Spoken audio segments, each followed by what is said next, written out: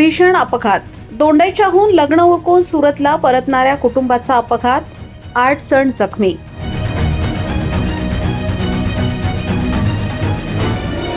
नागपूर सुरत राष्ट्रीय महामार्गावरील कोठडा उड्डाणपुलावर एक भीषण अपघात घडल्याची धक्कादायक घटना सोमवारी दुपारी 2 वाजेच्या सुमारास घडली आहे. लग्न करून सुरतकडे जाणाऱ्या एका कारचा पुलाच्या कठड्याला जोरदार धडक लागल्याने एकाच कुटुंबातील 8 जण जखमी झाले आहेत. त्यामध्ये 2 महिलांची प्रकृती गंभीर असून त्यांना पुढील उपचारासाठी गुजरात राज्यात हलवण्यात आले आहे.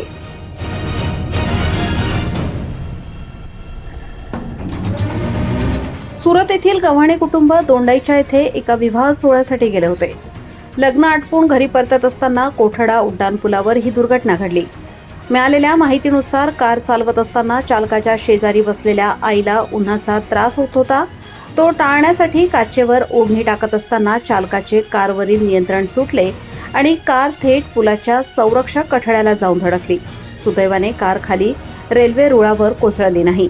ऊन लागे राहतं मन मायले तर ती ऊन होती ना काच काले करा आणि उच्च करायला खूप डायरेक्ट डिवायडर लागले म्हणतो ते बाजून ते डिवायडर म्हणजे दिखलेले नाही डेक्टो काही आहे ते डिवायडर. तुम्ही कुठे जायला होता तेव्हा? दोंडाचे जायला होतो दोंडाच्या ते सुरत कशासाठी दोंडाचे? लग्न मन साला लग्न होतं. बरोबर. आता कुठे जायला? आता सुरत जायला तू. हा अपघात इतका भीषण होता की कारचा पुढचा भाग पूर्णपणे चक्काचूर झाला आहे. घटनेनंतर जखमी महिला आणि लहान मुलांनी केलेल्या आक्रोशाने आजूबाजूचे नागरिक तात्काळ घटनास्थळी दाखल झाले. स्थानिक नागरिकांनी प्रसंगावधान राखून तात्काळ रुग्णवाहिकेला पाचारण केले. अपघातातील सर्व जखमींना तात्काळ नवापूर उपजिल्हा रुग्णालयात दाखल करण्यात आले. जखमींमध्ये 4 बालकांचाही समावेश आहे.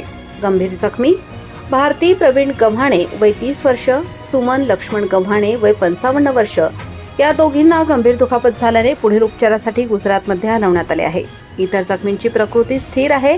मधुकर लक्ष्मण गव्हाणे वय 35 वर्ष, चालक छाया मधुकर गव्हाणे वय 32 वर्ष, तन्वी मधुकर गव्हाणे वय 10 वर्ष, चंदन मधुकर गव्हाणे वय 9 वर्ष, लकी प्रवीण गव्हाणे वय 2 वर्ष, प्रेम प्रवीण गव्हाणे वय 8 वर्ष, सर्व राहणार पांडेसरा सुरत.